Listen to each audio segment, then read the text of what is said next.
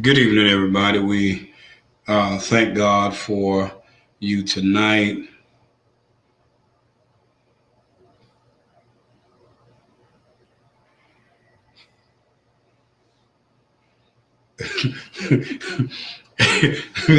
Wait, show me that one more. One more. I will. I'm sorry, y'all. We sitting at the table and Evangelist saw something that one of our pastor friends had put out, and it just simply says, "Hey, y'all, if you live in any part of the earth and it stays hot all day, before you go out the door and come in the door, wisdom says this, as my peep says in Florida." Take a bath or shower with soap and water and use a washcloth. Please, love y'all. I agree. Some of y'all be stinking. Y'all be funky. Y'all be smelling like them old monkeys. Y'all be smelling like a bowmink. See where I'm from, they have what they call a bowmink. And a bowmink is a stinking animal. That thing smells worse than a muskrat. I don't know if some of y'all know what a muskrat is. I'm from Louisiana, and I'm pretty sure they got bowminks and muskrats and all of that stuff around here. It smells worse than a coon. It smells worse than a skunk when a skunk then sprayed you because it has got scared. Do you know what that is? You know what a bowmink is? You know what a muskrat is? Yeah, yeah, those things stink. Even you know how wet dog smells when it done been out in the rain or it been outside and it's hot all day, and a dog really doesn't have sweat glands. That's why it's panting every time you look up, because it sweats through its tongue. And so, when you look at that, so that now that is funny, it's hot.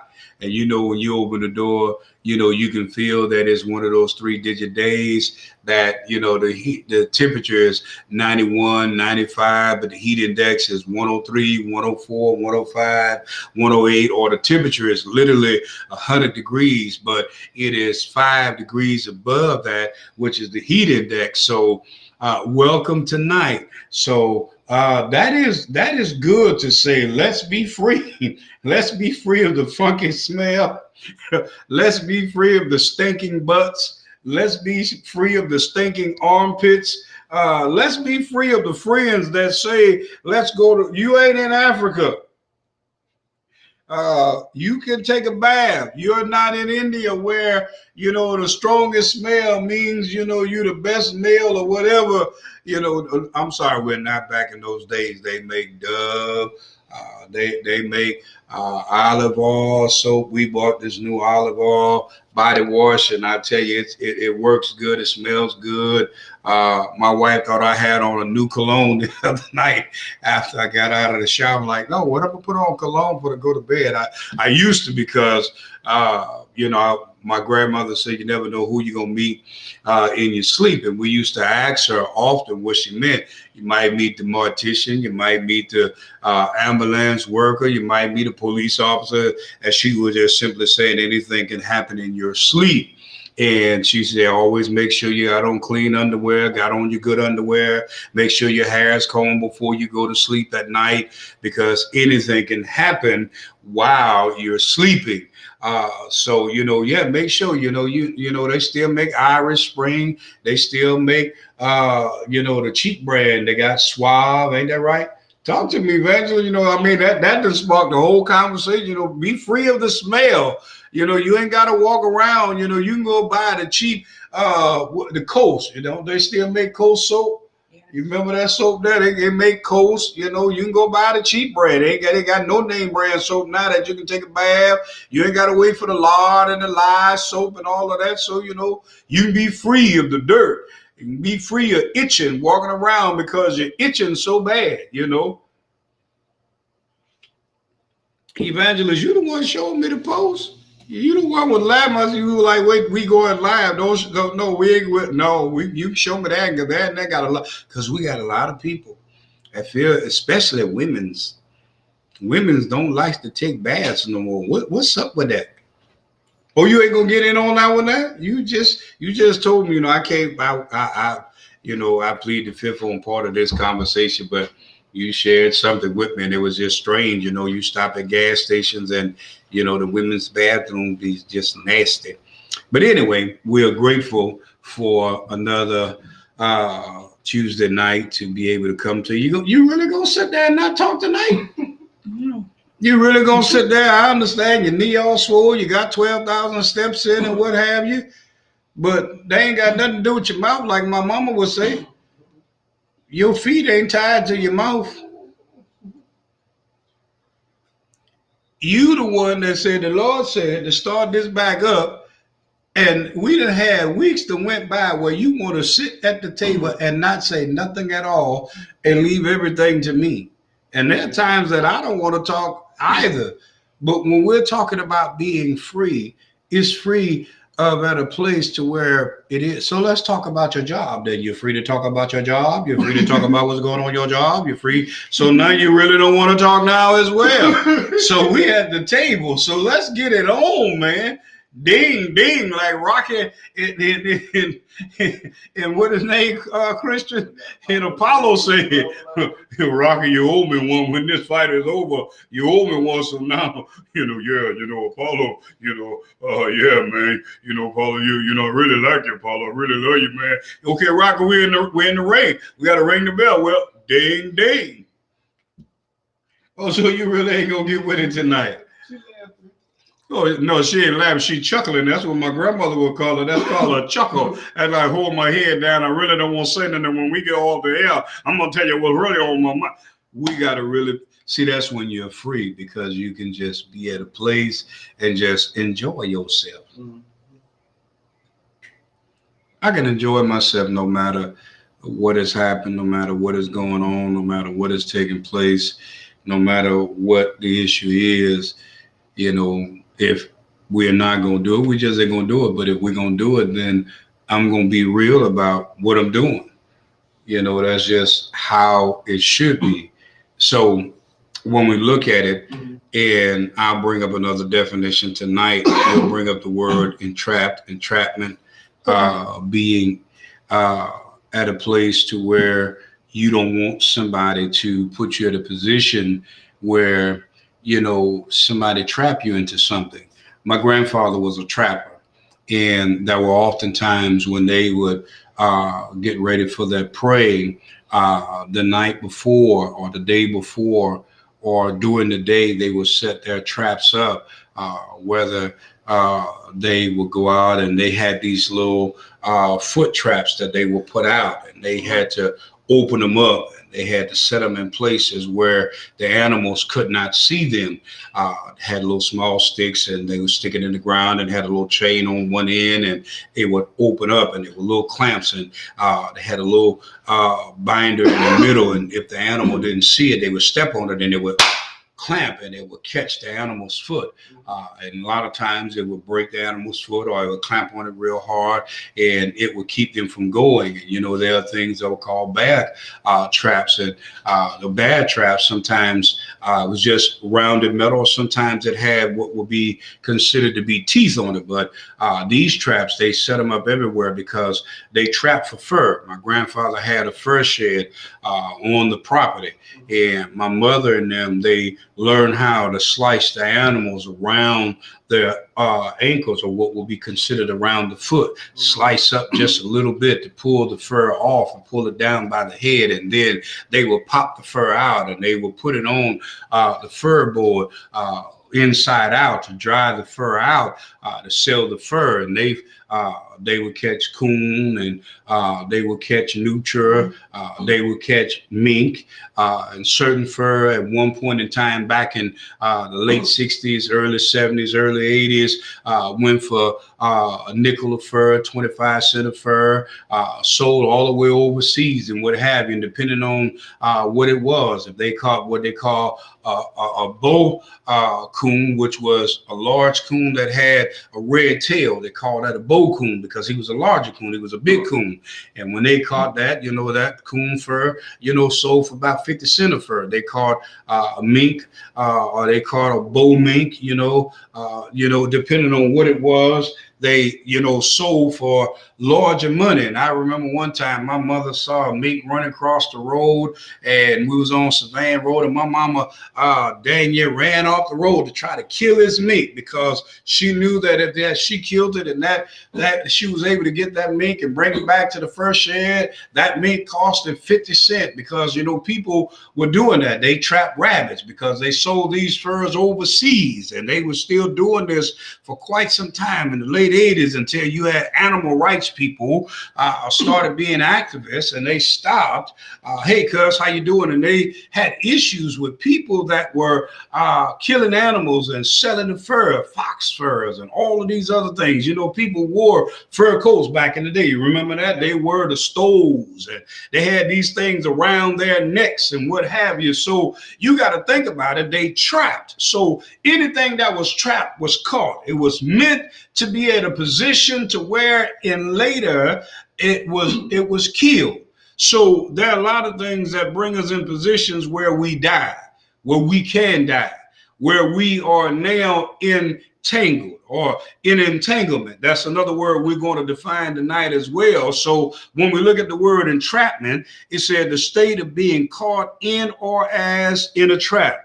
The action or tricking someone into committing a crime in order to secure, their prosecution. So there's a lot of times people are put in these positions, whether you find yourself entrapped in a situation with somebody because they know they want to get you caught up into some things. They want to make sure that they hold something over your head.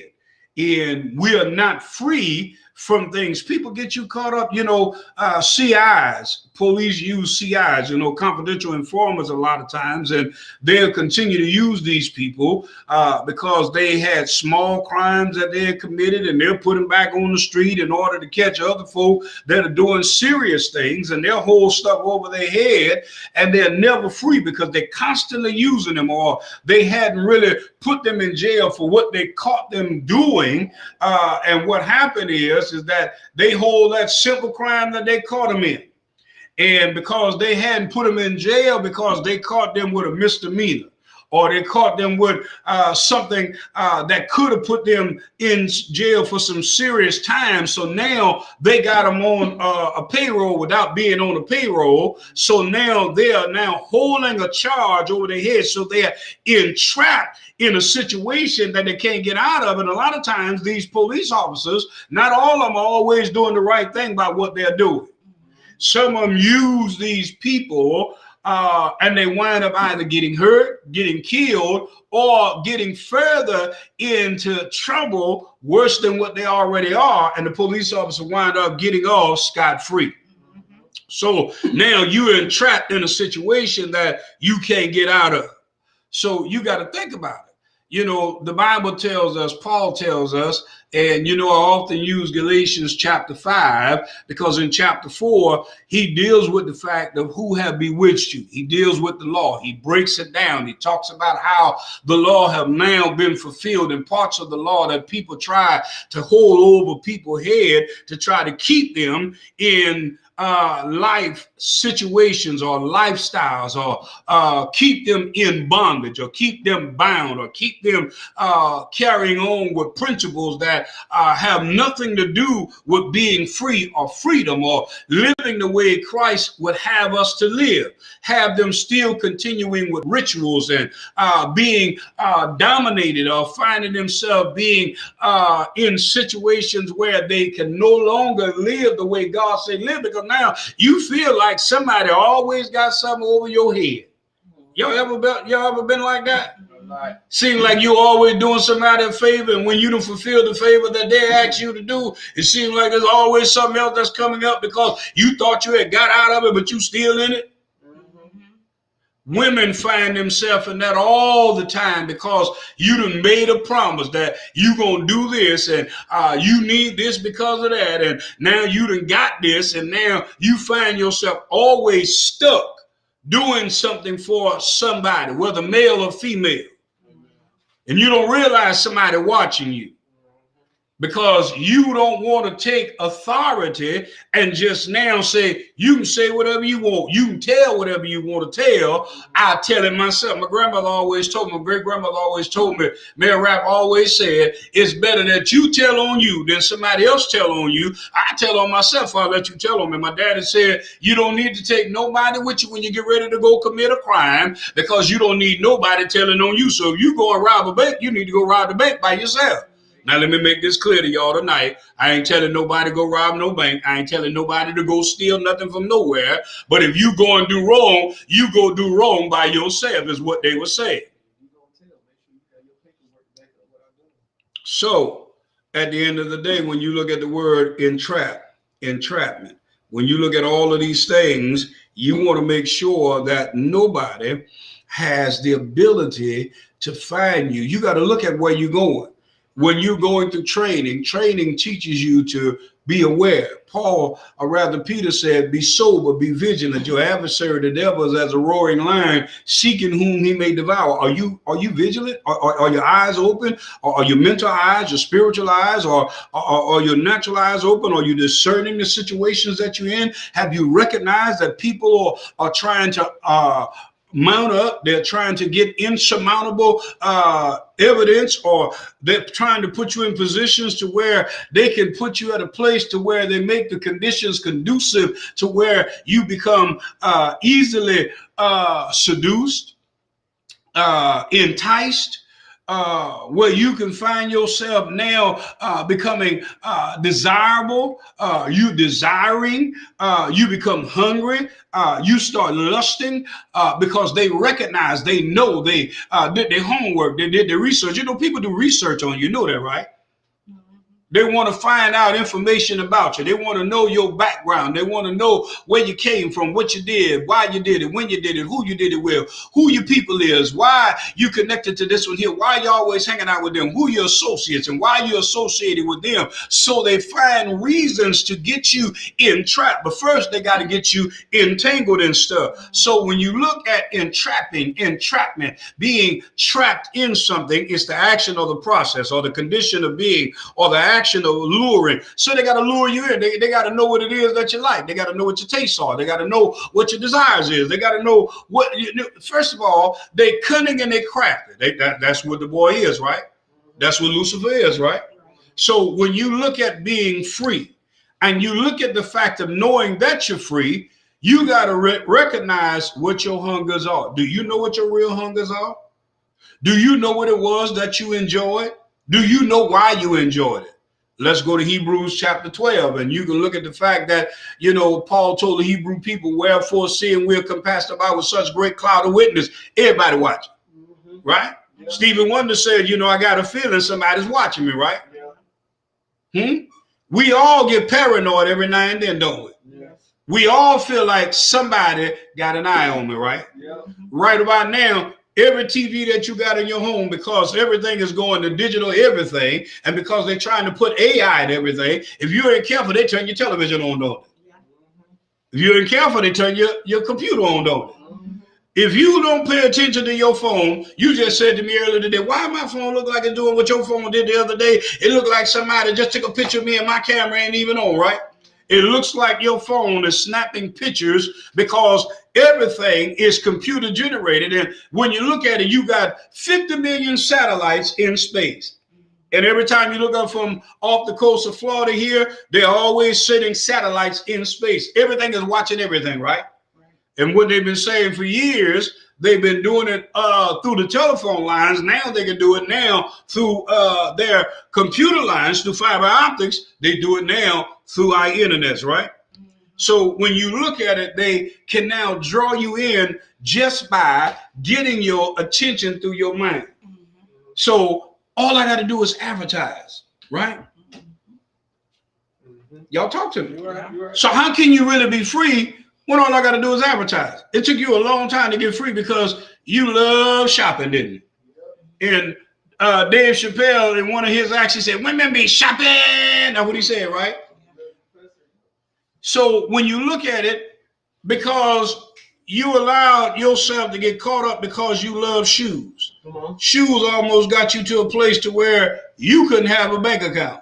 Not that it did. I'm using it as an example, so don't nobody misinterpret that. So welcome all of you tonight to I seat at the table with evangelist and apostle and evangelist. So when you talk about being free, we're not just talking about being free of the things that happened to us in our past, but past issues that we allowed to have power, or we empowered, or we enabled, or we gave the power to be enabled to entrap us, imprison us, put us in bondage, and we still allow it now that we're saved, now that we have a relationship, now that we're walking with the Lord, now that we're part of a ministry. We allowed the wickedness or the things that we gave that strong power over to. We gave it more attention than we gave attention to the things that Christ said to give attention. So Paul, again, I told you Hebrews chapter 12, verse 1, right? I told you Galatians chapter 5, verse 1. Now I'm going to take you to Paul's letter to the church at Ephesus. When you look at verse 19 through verse 25, he says that we ought to put off the former conversation of the old man, which is corrupt according to the deceitful lust, right? So now you look at the corrupt, the corrosive, the deceitfulness, the lustfulness that was there. We knew what we lusted after.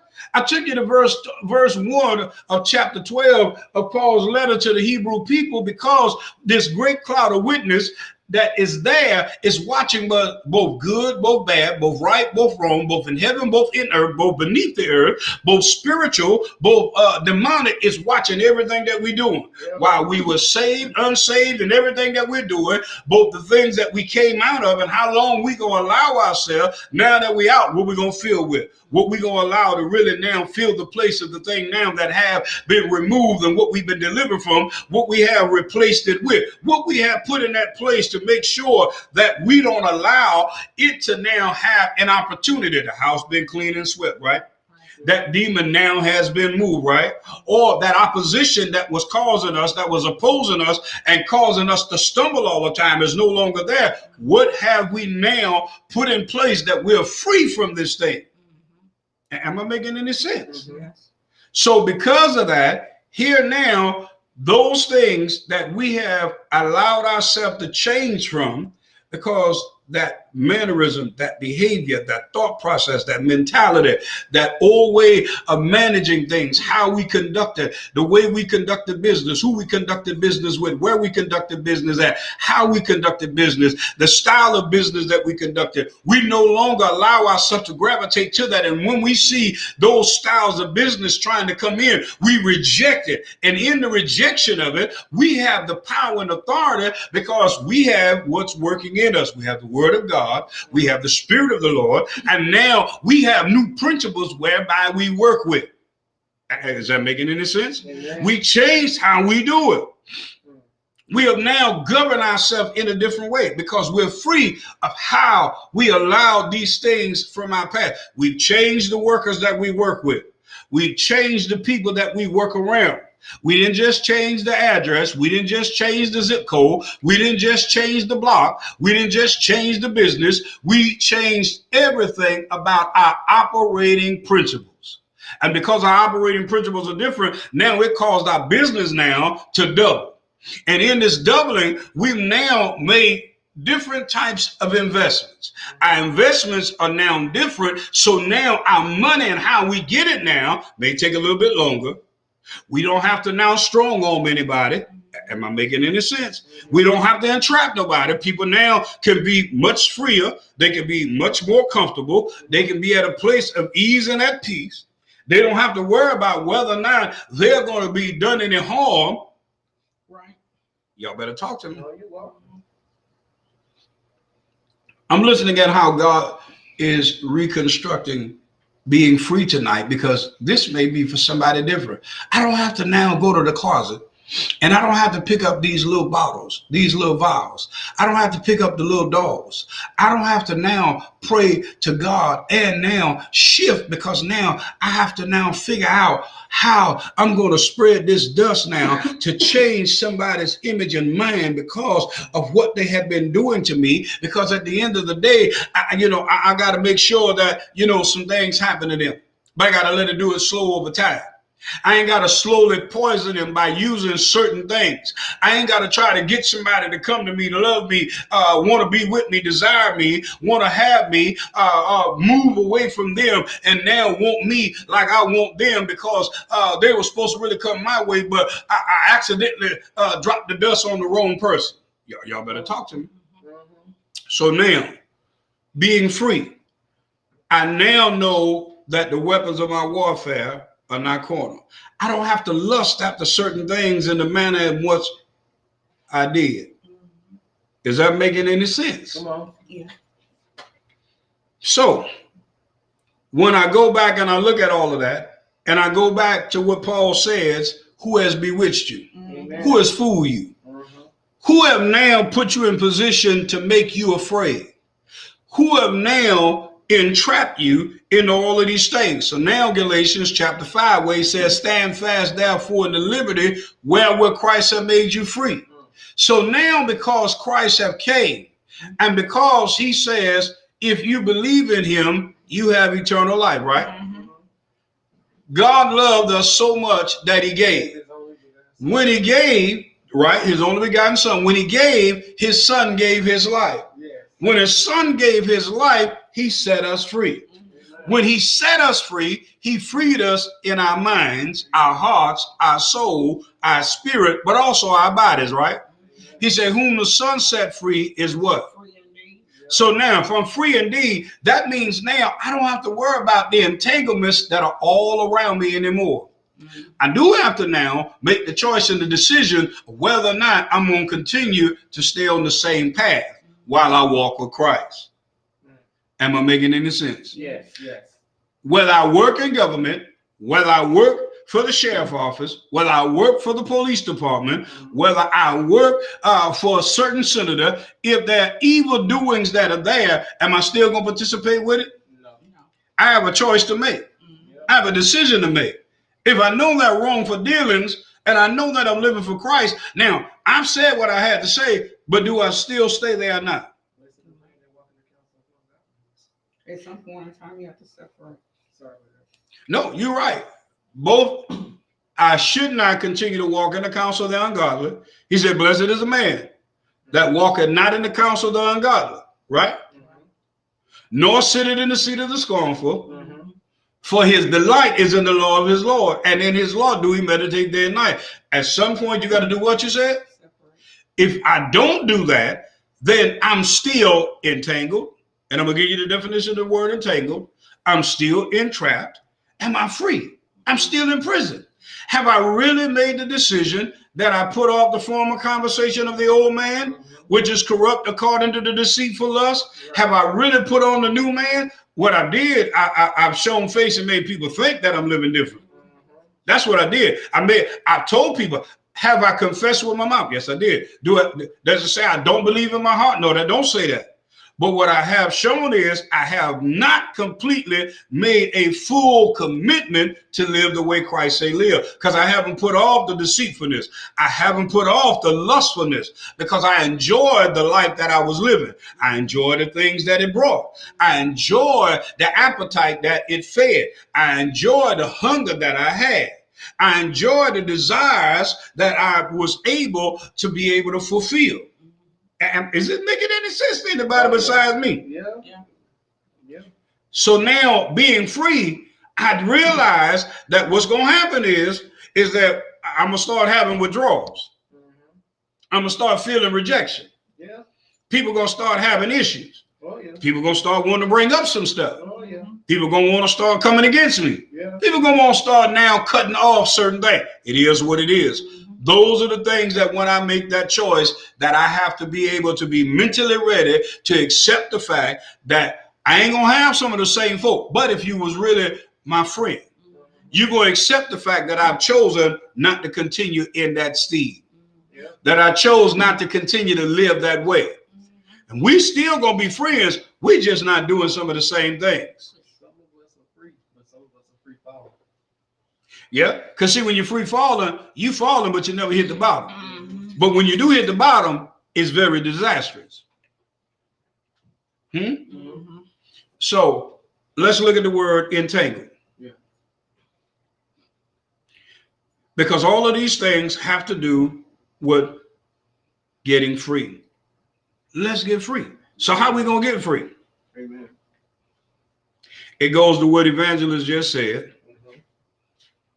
And that is, you have to make a choice. When you make that choice, you have to consciously decide in your decision if this is what you really want to do. Now, you made the conscious decision to confess with your mouth and believe in your heart. Now, are you consciously really ready to live the life that Christ say live? Are you consciously ready to be rejected by people?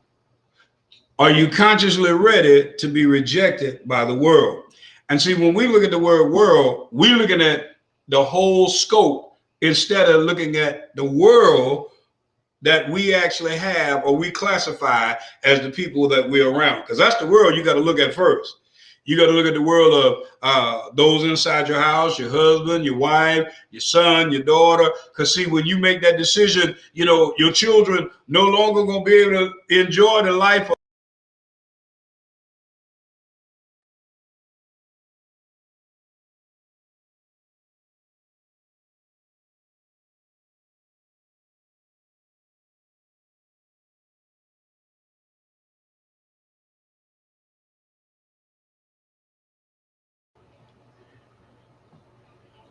Okay, that went down. I'm not sure. Just bear with us for a second. For some reason, our camera decided to go out.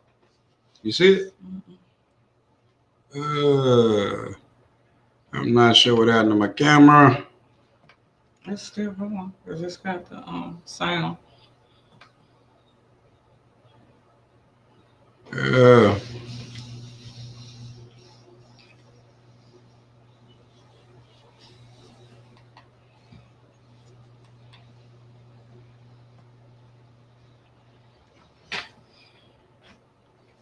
You might have to go out and come back in.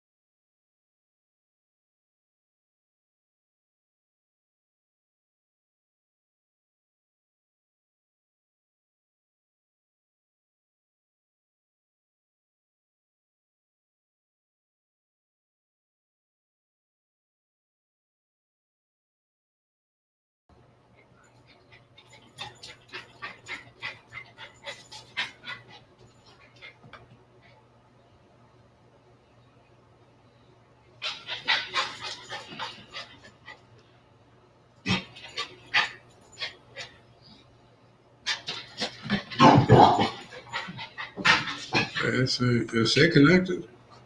I'm not sure what happened. Not either.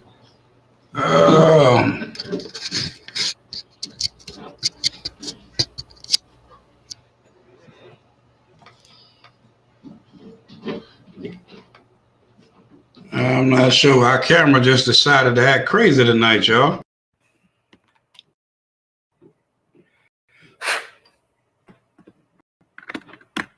So I'm not sure what's going on.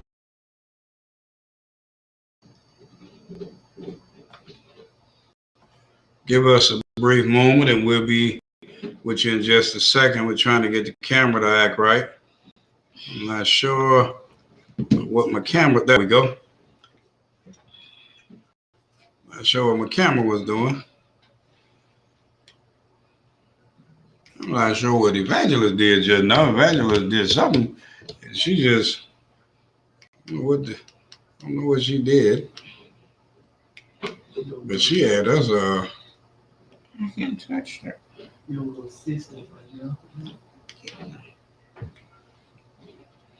So we're back. I'm not sure what my camera did. My camera doing something crazy. But however, let's just put it like this here. And I'm gonna tell y'all what I do believe and what I look at all the time. Anytime you're dealing with things, and anytime you're dealing, that's why the Bible said we wrestle not with flesh and blood, but principality and powers. And when you start touching on things that the enemy don't like, and you know, I was touching on some issues when you're looking at things that Satan doesn't like, and the fact that when you're getting free of things that are demonic, when you're getting free from things, and God knows it's the truth because I got chills on my arms. So I know the presence of the Lord is here. When you start getting people to recognize that sometimes people want to tap into things that deal with voodoo, hoodoo, black magic, white magic. They want to dabble into things to get into people's lives while they still walk with the Lord. They did these same things in the tabernacle, in the temple, and they still doing it even in the church now. And they say to believers, you can't walk with Christ and walk with Satan at the same time.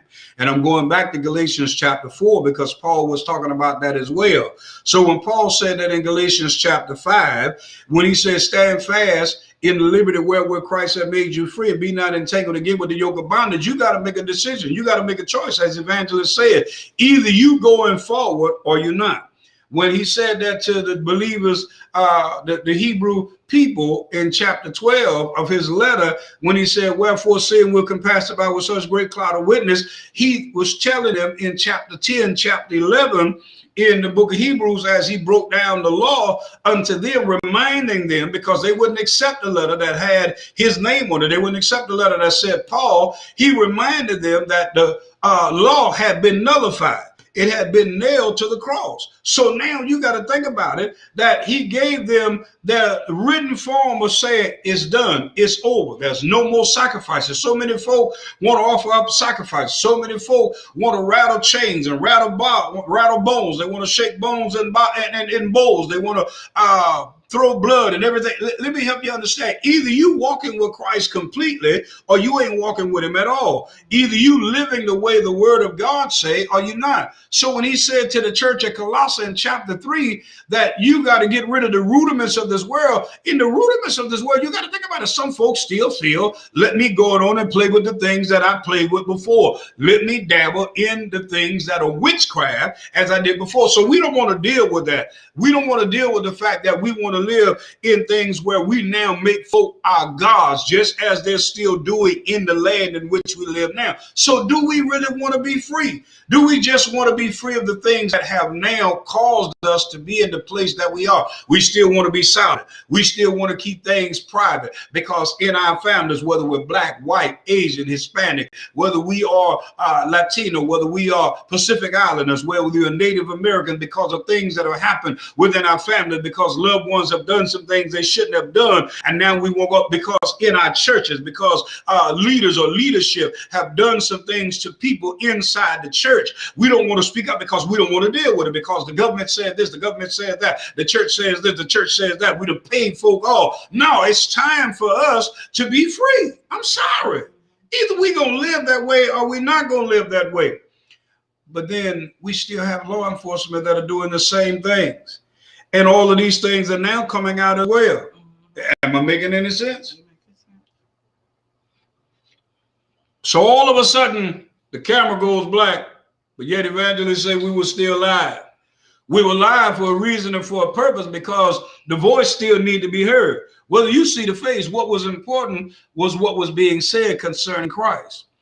So when you think about it, and you think about being entrapped, you think about being entangled, you think about the entanglements. There's so many entanglements, because he said, and be not entangled again with the yoke of bondage. What things have you in bondage? What things have brought you back into the same place? What decisions have you made with the same kind of folk, with the same kind of spirits? Because familiar spirits will bring you back into the same place that God have delivered you. God have healed you. God have brought and produced healing. God have given you deliverance. God have given you breakthrough. But because you done moved to a new town, you done moved to a new city, and what you didn't do is because the house have been now clean and swept. You didn't fill it with the word. You didn't fill it with the spirit. You chose not to draw closer. He said, draw nigh unto God, and God will draw nigh unto you. He said, cleanse ye hands, ye sinners. He said, be purged. But we won't do those things. See, we won't pull these things out of us. My wife and I were laughing the other day, or at least I laughed about it, because I have some probiotics that are also for losing weight. And it seemed like the last, 2 or 3 days, it just kept flushing and kept flushing and kept flushing and just kept flushing. Just seemed like it just didn't won't stop. My wife said, your body just doing a purging. She said, I need what you need. She said, because it just seems like when I take it, it don't want to do no good. It don't do no good for me. I said, I took that, 4 days ago? And here it is 4 days later and it's still working. I don't want it. Because if I'm going to still be purging 4 days later, I said, you talking about getting that detox stuff that's supposed to purge you in 15 minutes. I don't need that. You can have that by yourself. Because my bowels are still working. And when it's done, I'm going to still be going 4 or 5 days later. Why am I saying that? Because we want God to do stuff, but we don't want to be free of anything. We want God to do it for the moment because it satisfies what we need at that moment. God is not just a momentary God. And we've heard preachers say for years, how many times you've heard God is a momentary God? Is a moment. Yeah, in that moment he'll do it. But do you just need him for that moment, or do you need him forever? I'm going to use what Keith Sweat said in a song. Keith Sweat said, make it last forever, right? Oh, yeah. But you just want the love to last forever because you want him in that moment. But physically, you can't continue in the physicality of trying to love me forever, can you? But you want to live with God for all eternity when it's all said and done. But you don't want to live in this natural world doing what it takes to get to the eternal state of being, to live with him throughout eternity. You want to be free for that moment. And you don't want to go to jail forever, but you'll do all kinds of hellacious things that can get you caught and put in jail forever. Right? Bernie Mac said you take the 4 off of that, and that's a long time. And y'all know the other words that he said. So when we look at the fact that let's get free. And I say this with all sincerity. When I said it the first time that God gave it to me, and the first night we said, I said, tonight, let's get free. I'm saying tonight again, because I don't know what you got going on. I don't know what you had going on this week. I don't know what you had going on Father's Day weekend. But this weekend coming up in St. Pete, they're going to be celebrating Pride. And if you ain't on the island before they start, you ain't going to get there. And once you get on the island, you can't get off until after all of the celebration is over, because this is Pride Month. And I guess at one point you look at it because you're now taking a rainbow and you're celebrating what you call love. But nobody really want to live for God the way that they say. Now, y'all can get mad and everybody can get upset and they can call me whatever they want to call me. And it is what it is. But at the end of the day, they got a lot of folk that do celebrate Pride that have a relationship with Christ. But are they really free in their relationship to serve Christ? Because you can't be on both sides of the fence. You can't serve two masters. And I've heard a lot of preachers, what their renditions and what have you. You call it what you want to call it. Because at the end of the day, there's same examples I give myself. Because my wife ain't going to let me have 2 women in my life. I can't have her and another one. So I'm sorry. I'm not the preacher that's going to just say one side. I'm going to talk about me as well. So at the end of the day, either you going to make the decision to bring in subjection and manage and discipline. And see, it's not just the outside, because discipline starts on the inside. I'm going to tell y'all that now. Because see, years ago, I thought as long as I was able to discipline the outside of this flesh, it will help me be able to deal with what will come at me, no matter how she looked and what I know I like and how I loved it and all of that. No, that wasn't the problem, because I was able to manage the outside. The problem was the man. Because the man was the thing that caused the outside to get in trouble. When I learned better, that when I was able to learn how to manage my thoughts, my emotions, when I was able to control what I allowed my brain to get itself in thought process with, it was what was better able to manage this boy here. When I say this boy here, I'm talking about this here right here, all this on the outside. Because it didn't matter what the outside was, it was what was here. It's why David said, guard my mind, guard my thoughts, and guard my lips. The problem comes is because to be free, we got to learn to be free in the mind. That's why it's hard for so many people that have found themselves in prison to be able to get out. And it's why they do so much to go back in or wind up finding themselves getting killed or do things to get killed because they don't know how to be free because they're not free in the mind. They're not free in their heart. They're not free in their thoughts. When I found myself some years ago going in, I knew the first place that I needed to not be in prison was in my mind. Oh, Lord, Bishop. Oh, Lord, Apostle. Oh, Lord, Reverend. Oh, Lord, Pastor. Wasn't because of something I did. It was because of something that somebody else thought that they would use to get me there because they couldn't get nothing else out of me. And this was her ex-wife. And she thought by putting me behind bars, but it stopped what she had coming. But she thought that that would stop. She thought that that would hinder, but it didn't hinder anything. But I wasn't even in prison because she thought being behind bars would stop everything. But it didn't. And she found that out when we got back to court because I was able not to be in prison in my mind. Then I was taken care of while I was in there. The good part about being in the world at one point in time is that when I was both in two different places, somebody knew who I was. Wasn't looking for somebody to know who I was. But I was blessed because it was by the hands of the Lord. And God used them to protect me so that nobody could do me no harm. But I was sure glad when it was time to go home. And I sure took the clothes that I had and I found me a burning place. I don't think I told you that part that I burned the clothes up on. I burned every piece of clothes up I had, including the shoes.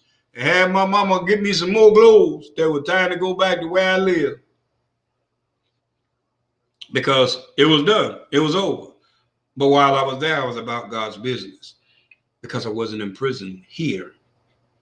In the conscious, in the cognate, in the unconscious.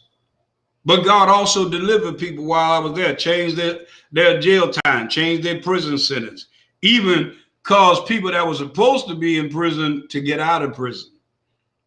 And several of them came found me and got about God's business because it was meant for me to go. Had I not gone, then what needed to be done, I wouldn't have been able to fulfill what God called me to do. So I was free, but I needed to be in order to be free, to do what needed to be done for people to get free and be delivered, if that makes any sense. So tonight, that's all that I have. We'll deal with the word entrapped, entrapment, entangled, entanglement a little further next week. I'm not sure if there's anything else that evangelists have for you tonight, but when you look at being entangled, the word entangled, you got to look at it from all different angles: natural, mental, emotional, physical, economical, financial, social, sexual, spiritual. Those areas we have to look at because we have to be free of them. Question is, do you want to be free? And the final part of that, are you ready to make the choice? Evangelist? Tonight, as we get ready to wrap up and close it out for tonight, I just wanted to add just a little bit to what Apostle has said. One of the definitions that he had read off, I think it was entangled. I was trying to keep that thought in my head. And go back. One of the biggest words that was there, it said lured, which means that you're tempted. Mm-hmm. And whenever I was listening and I was thinking about it and I was looking at entangled all together, it's all a form of trickery. Sometimes trickery is not just something that's persuasive, But sometimes trickery is things that we actually love. And I thought about that because a couple of weeks ago, I think it was during the time that you had stepped out of town whenever your great niece had passed. And me and my daughter was sitting down and we was watching TV. And we was watching Hoarders this one night. And while we was sitting there and we was watching Hoarders, it was two different ladies that they was dealing with. One lady, and one of the biggest things that I looked at, it was both of them was dealing with loss. Mm-hmm. One had lost possession and family members, and the other one had just lost family members. Oh, wow. And because of the fact that family member was no longer there to physically touch or able to pick up the phone to call, they inherited all their family stuff. Mm-hmm. But what happened is whenever they inherited the family stuff, they didn't go through the stuff. They just bought it in and they just sat it down. So now the house had now become just a storage area is what it pretty much would look like to us. Mm-hmm. And I say that because of the fact this lady had so much of stuff, and it wasn't even her personal stuff. It was mama's stuff, brother's stuff. It was everybody's stuff. Oh, wow. And I looked at that because sometimes spiritually we take on everybody's stuff. Mm-hmm. People will come to you for advice and they'll share their issues with you, and you tend to take on everybody's stuff. Mm-hmm. So much so you tend to get lost because of the fact you have taken on so much of stuff. You don't even know what's your stuff and what's somebody else's stuff. You speaking well. And as I was listening to the doctor, when she was talking to her, she said, hold up, this is something else. She said, I hear what you're saying, but there's something else that happened in your life before you arrived to this place. Yes. And this happened before your mom and your brother passed. Mm-hmm. What happened was she had lost her twin sister. Oh, wow.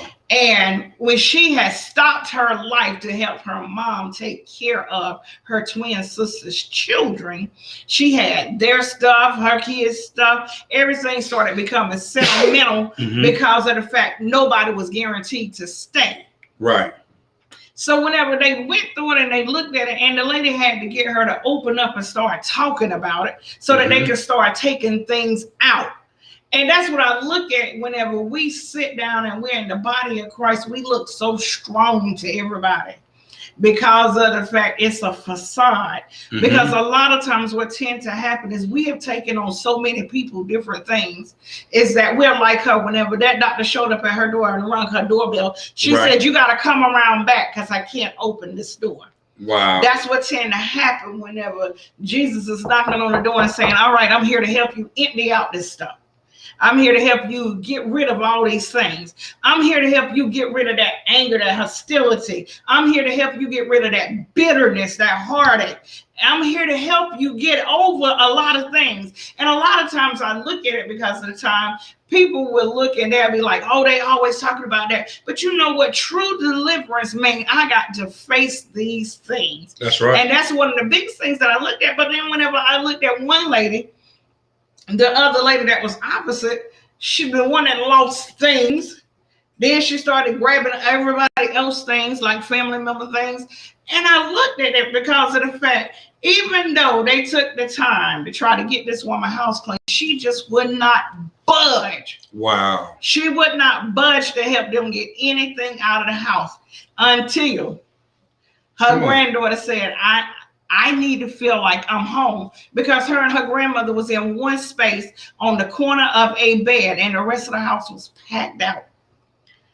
Grandma emptied out the stuff, and whenever they did, how you know how they come back to talk to you and check up on you, see how things were, she started gradually bringing things back into the house. Oh, wow. And I said that because that's what tend to happen, is that whenever we get out of these places and we start coming out of these things, what tend to happen is some of us gradually start bringing little stuff in. Come Oh on. no, I need that picture right there. You probably ain't looked at that picture, ain't seen that picture in the last 30 years. And now all of a sudden, I need that picture. Right, exactly. You might not have seen that blanket in the last 10 years, but you need that blanket. Or you might not have seen that pocketbook in the last 3 years. Why are you still holding on to that pocketbook? Wow. Because in the last 3 years, you haven't even used that pocketbook. So what tends to happen is, and one of the biggest things that I'm learning, especially with talking to Apostle, is sometimes whenever what we do in the natural affects us spiritually. That's right. Come on. And a lot of us don't like to clean out a lot of natural stuff. So can you imagine what we look like to God spiritually? Come on. Can you imagine whenever you look at your room, and if you're a person that has clutter, because I'm a person that has ADHD, had it my whole life, I've just learned to live with it. So, but one of the biggest things that I notice, if I allow my bedroom to get out of hand, I feel like I'm lost. Wow. So the more I keep it clean, or I go back and reorganize or re-straighten things out, I feel a lot better. Can you think about what you do whenever you think about it with your very thoughts? Whenever you start emptying stuff out, how do you feel? You teaching evangelist. Come on. Do you feel clear? Can you actually think now? Can you process things now better? Yeah. And that's one of the biggest things that I look at, because in freedom, one of the biggest things, whenever you get your house cleaned up, and you know that you done swept, mop, vacuum, you done made sure everything is washed, dust, and put in its expected place. Yeah. You feel better. Why? Because your house looks better to you. That's it ain't right. the fact that nobody coming to it to see it. It feels better to you. But can you imagine what your life feel like whenever you really empty things out and you don't allow these things to trick you back in? Because what tend to happen is, and that's what I looked at that lady who had lost a sibling and all of these things. And the lady said, do you know that you can take some of these things, but you can't keep all these things? You may have to take what's very important to you, and you're going to have to start donating the rest. Right. Because why would you keep it and allow it to just sit here and now it becomes trash? That's right. Because what happens is it's just sitting there, and over time you're either going to get bugs, dust mites, and everything else that's going to start eating away at it. So now it's no use to you and no one else. That's right. That's what some of us do with the word. We've learned so many things. We've learned so much of knowledge, but are we emptying out the knowledge that we have now received? Come on. Or are we keeping it in and we're holding on to it as though God didn't tell us to go out and to go abroad? That's right. It says, go ye therefore, teach all nations. Ain't that what it says? So if we going, why we ain't teaching? Why we ain't open our mouth? Why we're not talking? Why are we holding it in? He didn't give it to you for you to hold it in. That issue that you had, he didn't give it to you for you to hide with it. He didn't deliver you for it to be a secret. Come on. You walking.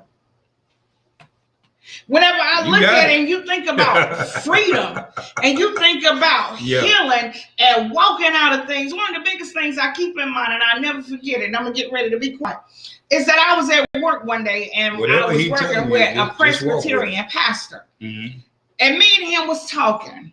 And he said, you know what, Kendra? He said, out of all the years that I have been in ministry, he said, I can only speak of an instance that something happened and God didn't use me to open my mouth to say a word, but it brought true deliverance to someone that needed it. Come on. And I was like, huh? He said he was somewhere and it was in another country, but where he was at, he said that he was at a church that sat up under a hill. And I was like, okay. And he said, you would think because of the fact you're a preacher and because in the church that I was a part of, the doors were always open. Right. You would have thought that people would just come in because they have issues and things that they're dealing with. He said, but you know what? That's not what happened. He says, there was a gentleman that I didn't know that this happened with until he came into the church the following week and shared his story. I said, what? He said, we had a timer on the cross that sat on top of the church. And there was a gentleman a few miles away thinking about and contemplating on committing suicide. He said, do you know it wasn't a message I preached? I don't even know if this man saw me in the street. He said, but it was just the light that came on the cross. Whenever he decided that he was getting ready to jump, that time I shined that light, and that light shined so bright. He said, if God don't show me that he's real in anything else, it'll let me know that when Apostle was talking about that timing, that right whenever he was ready to give up, it was perfect timing. He said, but that man didn't realize that it was on a timer. I said, you know, I hear what you're saying, but even though it was on a timer to you, it was on time to him. That's right. Because it was at the place and at the time where he was ready to just give up on everything. See, sometimes whenever we sit down at this table and we have conversations, or whenever we decide that we want to give out a word that God has given us, sometimes you don't know who want to come in contact with that video. Exactly. Sometimes you don't know who want to hear what you're saying. You don't know what people are going through. I don't know what y'all don't understand. But one of the biggest things that I look at, I have seen more mental illness in the last 30 days that I have ever seen in my entire life. And it is sad whenever you got young people losing their mind. But it ain't just young. You got old people losing their mind. And I'm not talking about Alzheimer's and dementia. I'm talking about people that are dealing with some real issues. And who are they going to look to? It's not us. It's the Spirit of God that dwells within us. And when we open up our mouth, are we really going to be the mouthpiece to really speak what he's given for us to speak? Or are we going to sit back and we're not going to share? That's one of the greatest things that I look at. So tonight, I hope you receive your portion. That's right. I hope you heard what you needed to hear. I pray that God continue to minister to you as you get ready to doze off on tonight. May his spirit water the seeds that's been planted. Go ahead. Amen, amen. I was waiting on the ankle. I was waiting on a little bit more because I was teasing her earlier when we started, my son and I, because I'm like, okay, you sitting there, you ain't saying nothing, you ain't trying to get involved in the conversation or nothing like that. But she's right. Sometimes the timing is not our timing, and if you look at the message board, you see there's some things that God bless you, and they go to truth that I type.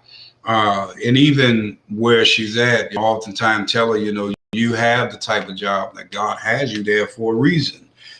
It's a couple of you that work there that are saved, but it's two of you that I know of that are ministers. So there's a reason, there's a purpose that God have you there. And if there is a lot of what is going on that's taking place, and sometimes it's not always just a word that had to be said. Sometimes it's just your presence. Sometimes it's just speaking by faith in the air. When we have the gift that God has given us, sometimes we can speak it, do no different than what Christ did. If you don't believe what took place with the centurion and his servant, when he came to Jesus and said, listen, I'm not worthy for you to come to my house, but just speak the word and my servant to be healed. We have that authority. It came back, and even with Paul passed by, Peter passed by, several people in just their shadows was able to heal. So you got to think about the gift that God gave. And if we really truly want to be free, where is our life, our lifestyle? Where is our real relationship with Christ? We want to have all of these and listen at the words well of what I'm getting ready to say before we get bent and all twisted out of shape. We won't have all these fandangle services where we bring everybody in and we want to throw on all these programs, but we forget before we go to church on Sundays and before we go have these programs, most of us have jobs. We walk in the streets and we walk in the stores. Is our life in line and in tune with God enough that we can walk in the grocery store, we can walk in the gas station, you can walk into Walmart, you can walk in the dealers or wherever else, in the spirit of the Lord can cause the demonic possession on somebody's life to be driven out. You can just speak the word of healing. You can speak the word of faith. And sometimes you got to think about that. Listen at what was said tonight. Listen at what was said in the ending by the woman of God. Think about it. What are you hoarding? You know, and I didn't say hoeing. I said hoarding. Hoarding. Hoarding. What are you keeping? What have you really cleaned up? She said, sometimes we don't clean a lot of stuff out of our life. Ain't that what you said? You don't take a lot of stuff out. When the last time have you cleaned your house out? Go back to the message board. You'll see. On part of what I typed out, I left out the word you. When was the last time you cleaned your house out? Spiritually, mentally, emotionally, physically, psychologically, consciously, subconsciously. When did you clean the house? The question is, do you really want to clean the house, or do you like your house the way that it is? And she said, and this is in closing completely, she said a lot of times some people just like their house clean. They like to come in because do you realize when your house is straight, your house is clean, you can be relaxed, you can be at ease, you can be at peace, that there's less chance that you're going to have arguments with a wife, with a husband, with your children, with some of you still have just a lover that you're living with, you ain't married to him or her. Less likely, if you're a single parent, you're going to be fussing and arguing with your children. You can come in the house from a long day's work and had a hard day because you did your part and you did everything you could not to argue with nobody on the job. But because you came in the house and the house ain't all out of order and ain't in all disarray, do you know how peaceful that is to walk in and you ain't got to come in and you aggravated and agitated because you got dishes in the sink, dishes on the stove, dirty floor, you got clothes all over the place, but you can come in and you can sit down on the sofa and just say, you can breathe, because what it does, it gives you an ease and comfort in mind. So think about that. That keeps you at a place where you're free, because you're free at home. You can breathe at home. You can go in your bedroom and you ain't got to push clothes over on the bed. You ain't got to push clothes out the way. You ain't got to go in the bathroom and you ain't got to clean the tub out because the tub already ready for you. Does that make any sense?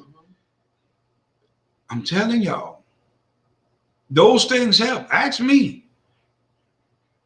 You ain't got to be OCD and all these other things. It's just the fact that you like things neat, clean, and swept. And it helps you to be at peace and at ease. And when you get ready to deal with the people that's in the house, you can say, hey, come here, baby. And if you get ready to yell, it bring you come back down real quick. You're like, you know what? You're not the one that bothered me today. You didn't agitate me today. I'm not going to take it out on you. Ask my wife. My wife did that when she came home. She'd be ready to further. She's like, wait a minute. Hold up. Wasn't you that did that? She'd have been at that place. So with that being said, think about the last things that, if you didn't hear anything I said, think about the things that Evangelist said. Think about how she gave the illustrations of the hoarding. And if you don't remember that, think about the pastor that she talked to.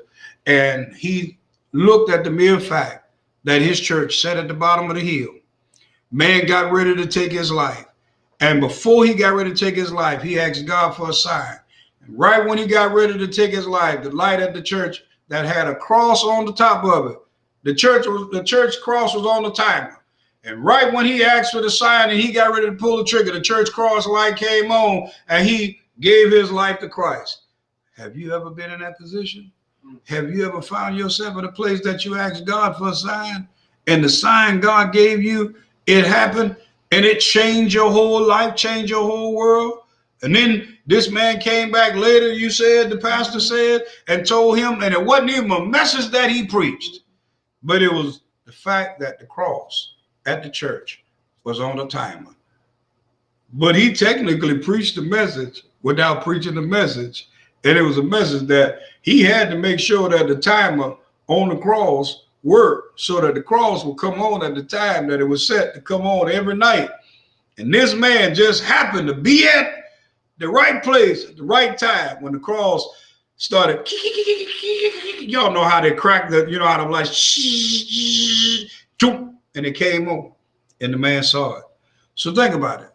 Let's get free tonight. And you heard her as I clicked the button to sign us off. Whatever portion you heard at whatever time. Hey, Pastor Devin, you came on at the time that God wanted you to come on. And what you got is the portion that God wanted you to get. So now you take your portion and you sit down and you eat it. I don't know what you need to be free from. I don't know what you need to clean up out of your house. Marvin Cease, as well as the Canton Spirituals, all sung the song, I got to clean up what I messed up. And I'm starting my life over again. What part of your life you need to clean up and what part of your life you need to start all over? So our topic is, let's get free. It's up to you.